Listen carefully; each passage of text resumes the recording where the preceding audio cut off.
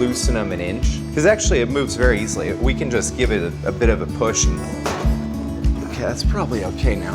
We basically built the company on this oven. My oven in Mesa is actually fixed to the facility, like it's a fixture. We've been working to modify this oven for the last few weeks. These are remnants of parts that we needed to rewire it from the home garage to here. Originally, this oven was built as a 3-phase oven, and we then had it converted to be a single-phase electric oven for the home environment, so we didn't have 3 phases of power there. And oftentimes in residential settings, you don't get that. But 3 phases of power is more efficient, so significantly more efficient. The oven needed a 200 amp service at the house, and it pulls around 120 here, meaning it needs about 150 amp breaker, which is this guy. So we've been replacing some of these guts and rewiring. There used to be 4 cables that came out of this guy, 1 for every level, every deck, which is an independent oven. Now there's 1 cable, and that turns on the power to the oven.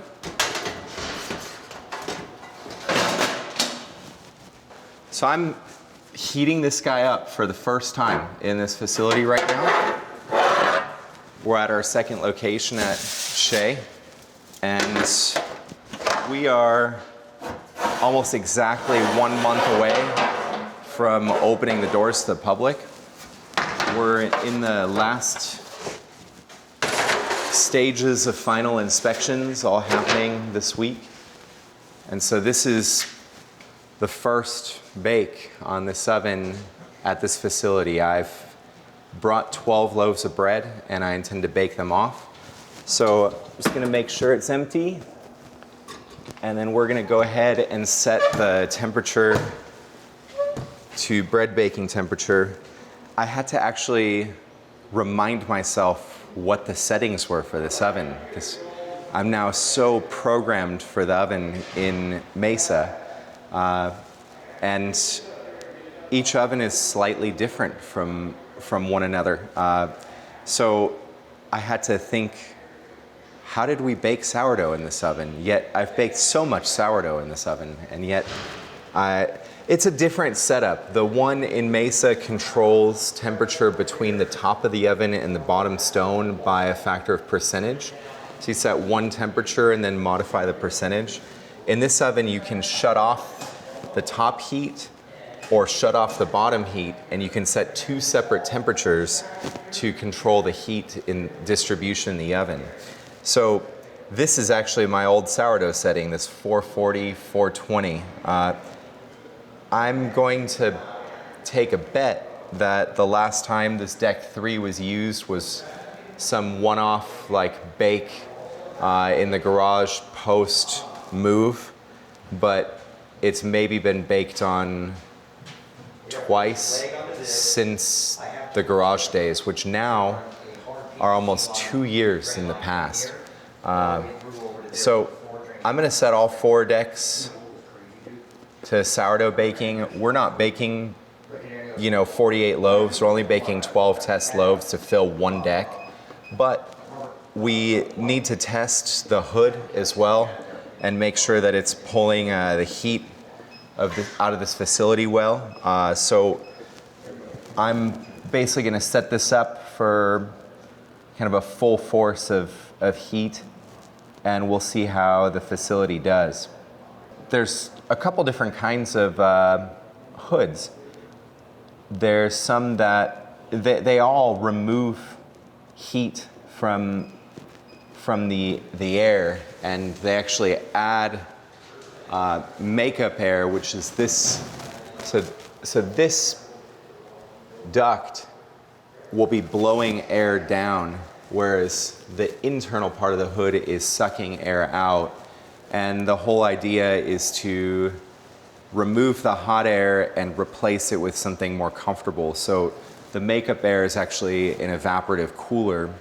The cooler portion is not set up yet, so right now it's just gonna blow hot Arizona air in. It's a very strange thing balancing hoods in a facility like this. It's not, you know, as spacious of a you know, big open hall like our Mesa facility, and yet we have multiple air conditioning units through the whole facility that are also dealing with air. These two sets of hoods are connected and they're sucking air and putting air in. And so one of the steps that, you know, we still have ahead as a fine tuning is making sure this airflow is balanced so that the doors don't slam shut, you know, when you have them cracked open.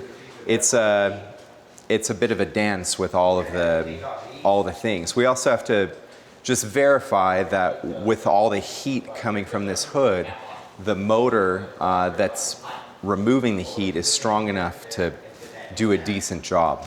There's no toxic fumes coming out of the oven because it's an electric oven, but this oven, which is a gas oven, it will actually fill the space with carbon monoxide fumes if they're not exhausted. So this hood here has more real function for safety.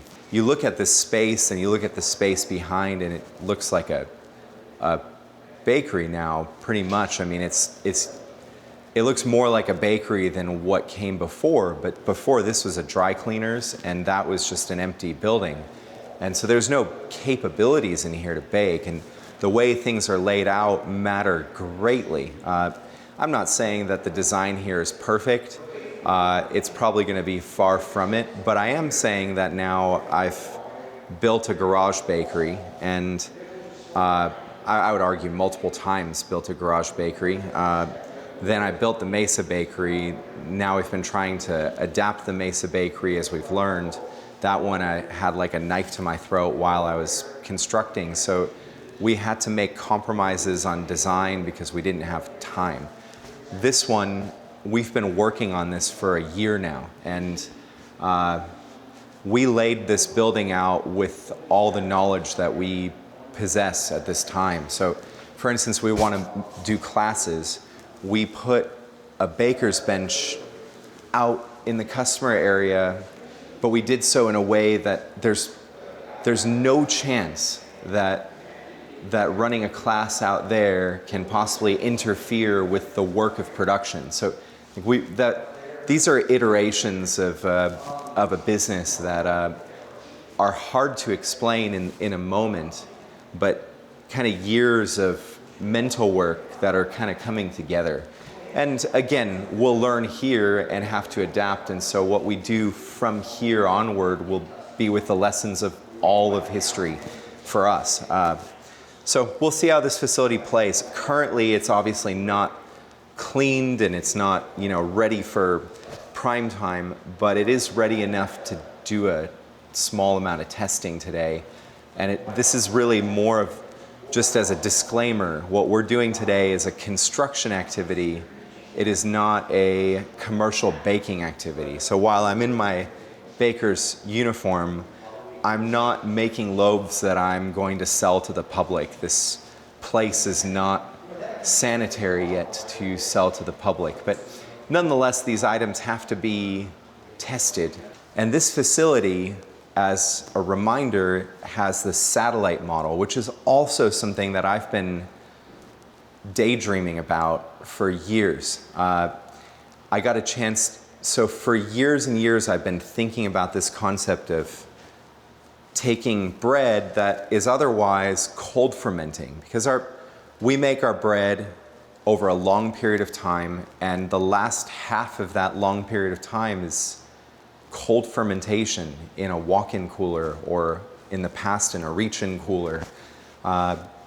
So I've known about this concept of taking bread in its refrigerated state, moving its location, and then being able to bake it off fresh from another location. I guess this is one of the first times in a proper demo of that we actually demo a satellite bakery. We have 2 other refrigerated trucks that will probably be the ones mainly servicing this location with stacks of bread, you know, down the line. But the whole idea of a satellite bakery is we can use one unified team in Mesa and teach them some of the most technical work of sourdough baking. That's dough development, mixing, shaping. And our Mesa facility is very good at doing this work. Our mixers over there are massive. You can like lay in them. This facility also has mixers, but they're the small garage versions, and they're going to be for R&D. So for our primary sales that we're doing out of this facility, and even our tiny store in Phoenix, downtown Phoenix, which will be opening later this year, we are going to be preparing all the bread in Mesa, bringing it here the night before on a refrigerated truck, and moving it to this walk-in cooler. So currently our oven up there is heating, and this bread is going to hang out here until we're ready to bake it. And I'll be able to test out the whole start to finish process of mixing and shaping in Mesa and baking here. So now I'm going to take the wheat bran from my mill and just dust these boards, and that'll prevent the bread from sticking to them as I fire this oven. That's all I need. Now, turning over the loaves. Before I do that, I'm going to get this new lawn set up. So we use these WireMonkey lawns. They're called a UFO lawn, and there's an actual proof version of this lawn. So I'm just going to untwist it. We pretty much only use these lawns at proof. They are really nice compared to the more traditional kind of sticks. The blade actually is in a nice spot. It's very maneuverable, and for ornamental scoring, there's nothing like this lawn. It's really, I mean, it's the best. And WireMonkey has been doing these longer than anyone else that I know of.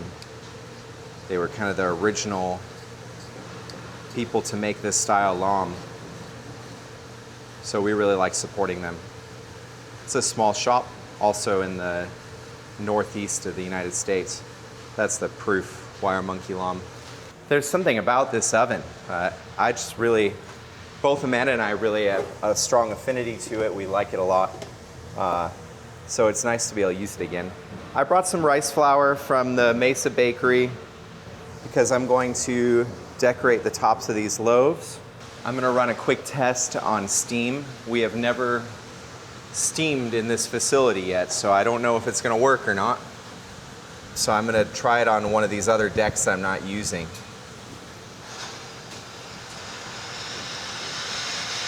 Sounds good. All right, so we know that works, and we're not going to have to worry about that for the top deck. Let's go ahead and score these and get them in the oven. We have a number of videos that we've made over the years that really focus on scoring. I'd encourage you to kind of go back in our library. This is a pretty simple wheat stock that basically signifies our country sourdough. We do it on all of our whole country sourdough, and I'm going through and doing all the ornamental scoring first before I go back through and do the functional scoring. We also have videos that talk about the differences in length, but you know, in summary, the ornamental scoring is just shallow and for the design of the bread, whereas the functional scoring actually forces the bread to open in a certain way so that it ends up retaining its shape, having decent consistency in, you know, the slices and everything. I like to do all the ornamental scoring first because it's shallower and there's then less time and inconsistency between the loaves with the deeper scores. So I'm not letting them sit forever after scoring. And again, like, you can let loaves sit after scoring them. There's not an inherent problem with that, but I want the breads to look similar to one another. So if I let one side sit with that giant gash in it, it's going to start spreading out a little bit more on the board versus the side that just barely got scored and loaded. So by running through all the ornamental scores, I can now very quickly do my functional score, which is edge to edge, and it's designed to open up the loaf. It is really nice to use this LOM, this style, WireMonkey LOM. It makes scoring a really nice and enjoyable process.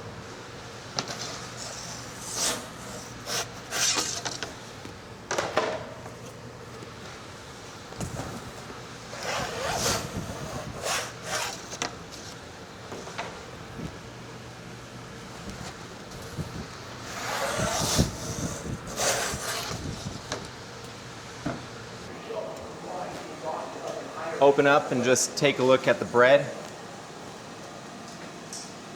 Looks like I gotta work on my scoring for this oven. I get ears almost every time in Mesa, and I only got 2, 3, 4 out of 12 on this one, so I don't know if it's me or what. Probably just my scoring needs to be adopted again for this oven. I got a few nice ones though, so we'll make do. Bread looks good. No real struggle there. I don't think that it was, a factor of the bread in any way. I think it's just a human thing, with the scoring. I probably didn't get deep enough to really open them up. And it goes to show, there's a bit of a difference in the ovens, and the Mesa oven is, I guess you could say, the next class of oven for bread baking. It's some of the state of the art. It's like the Lamborghini of ovens. So this one's a really great oven too, just perhaps a little less forgiving. And so I have to be a bit more precise on my scoring to achieve the same result. 4 out of 12 is not really satisfying to me, but I'll get better. We'll reset this for just 5 minutes and let the color on these loaves come together.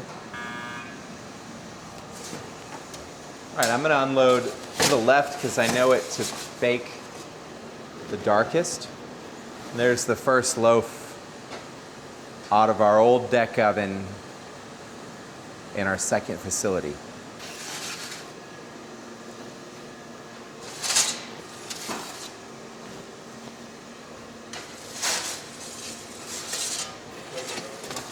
Pretty happy with this one. Okay, so just a couple more minutes for these last 2 loaves. I just want them to match color. That's also something that we don't really do in our Mesa oven. It's a very different experience working on this oven. And you can't just look at it as a pro and a con. Every single position of the oven has to be independently loaded. Whereas the one in Mesa, I can pull out an entire 12 loaves in one unload action and load 12 loaves in one unload action. That's 3 actions here for 12 loaves. Of course, the decks themselves don't have the same capacity. So each deck here, one of 4, can handle 12 loaves of this size. Each deck in Mesa can handle 24 loaves of this size, and I have 5 of them.